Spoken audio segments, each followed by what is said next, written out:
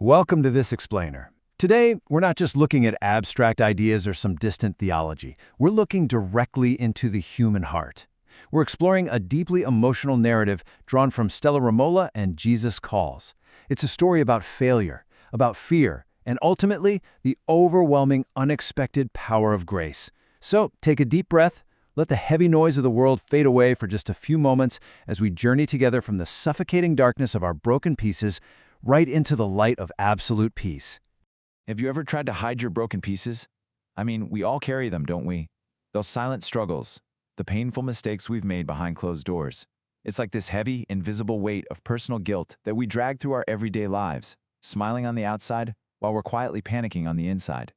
We build these huge walls, we wear masks, we frantically try to hide the shattered fragments of our failures, terrified of what might happen if the world, or if God, truly sees who we are.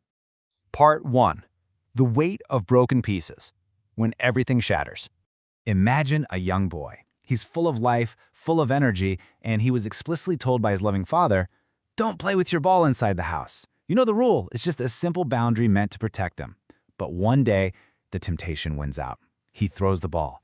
It slips right from his fingers. It sails across the hall and crashes directly into this beautiful glass vase. Suddenly, all the fun just stops. The silence in that house is deafening.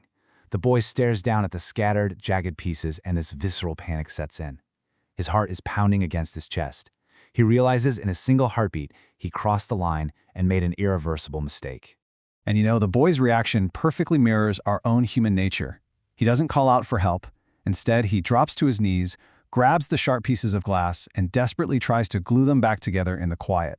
He tries to cover his tracks. And honestly, this is exactly how we handle our own deep spiritual failures. When we break the boundaries set for our lives, we scramble. We try to rely entirely on our own fading strength to fix what is fundamentally broken. We try to glue our messy lives back together in the dark, just hoping God won't notice the cracks. But the painful truth is, it's just unfixable on our own. Part 2. Hiding in the shadows, the fear of God's anger. The glue doesn't work. The vase is still broken. And now, this heavy, suffocating dread enters the boy's heart. He retreats into the shadows, terrified of his father coming home, just bracing for the wrath he feels he deserves. It really makes you wonder, what are you hiding in your own shadows? Think about the times you did exactly what God asked you not to do. The secret addictions, the harsh, unforgiving words, those quiet betrayals. When the glass shatters in our lives, our very first instinct is to run, to hide in the dark. We feel completely, utterly unworthy. We look down at our brokenness, and we start to believe the most isolating lie of all. He's going to be angry with me. We convince ourselves that God will never forgive us for this one. We decide that our mistakes have finally, permanently disqualified us from His love. So, we stay away. We let our guilt build this massive fortress around us, retreating into a deep, painful spiritual isolation. We end up hiding from the very source of love that we so desperately need. Part 3. A father's unexpected grace. The courage to confess. The father finally comes home. The tension in the house is so thick you could cut it with a knife. He walks into the room and sees the broken vase scattered all across the floor. The boy, trembling, finally steps out of the shadows. He looks up and whispers, "Dad, I'm so sorry. Please don't be angry." He fully expects judgment, but the father doesn't yell, he doesn't raise his voice. Instead, he slowly kneels down to eye level with his frightened son. He looks right past the broken glass, directly into the boy's tear-filled eyes, and says, "I am so glad you told me the truth. You didn't hide from me. You are more important to me than this vase." And then he wraps his arms around the boy in a tight, unyielding embrace. That is unconditional grace, completely unearned. This beautifully illustrates the true heart of God. We bring Him our broken mistakes, fully expecting rejection, but He offers us unconditional love. God already knows about the broken pieces in your life. He sees the hidden pain. You don't need to hide it from Him anymore. He simply wants you to come to Him, to confess what's heavy on your heart, and to trust Him. He values you infinitely more than your worst failures. When we confess, He doesn't strike us down. He kneels right beside us. He embraces us. Part 4. True peace with God. Restoration and faith. When we finally step out of the darkness of our guilt and into His light, literally everything changes. We don't have to live in fear anymore. This incredible, liberating truth is anchored right in Romans chapter 5, verse 1. Since we have been justified through faith, we have peace with God. Justified. Made right. The war inside your mind is over. That frantic, desperate gluing together of pieces in the dark, that's over. Through faith in God's forgiveness, we have total, absolute peace.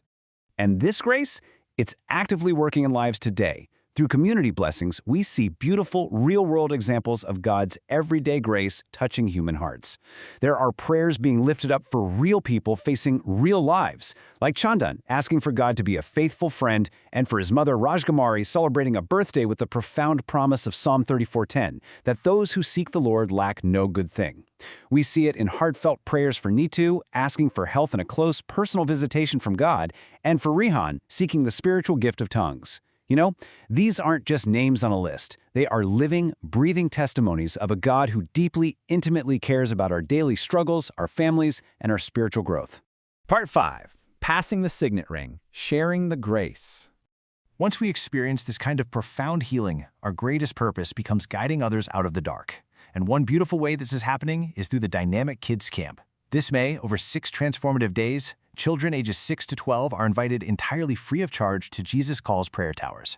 Just imagine, thousands of children gathering. They're engaging in music, crafts, and games, but most importantly, they're dedicating their young, precious lives to God's mission, long before the harsh world tries to convince them to hide their broken pieces. And the best part is, you can be a vital part of this beautiful vision. It isn't just about logistics, it's about changing destinies. You can pray fervently for the ministry. You can send your own children to experience this grace, or support the camp financially so it remains a completely free sanctuary for every child who walks through those doors. And beautifully, you can volunteer your time. You can show up to teach, to sing, and to lead these children directly into the waiting arms of God's love. I want you to think deeply about your own journey, the heavy shadows you once hid in, the silent tears, and then the sheer, overwhelming relief of feeling the Father's embrace. Now, imagine being the person who guides a young child toward that exact same peace.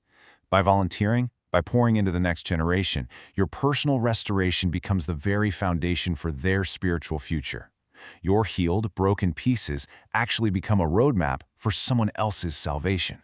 You don't have to hold on to the sharp edges of your past anymore. You don't have to fear the footsteps of your Heavenly Father. He's already kneeling beside you, offering His embrace. Whether you're returning to Him for the very first time or the 100th time, His message to you remains exactly the same. You are loved. You are completely forgiven. Welcome home.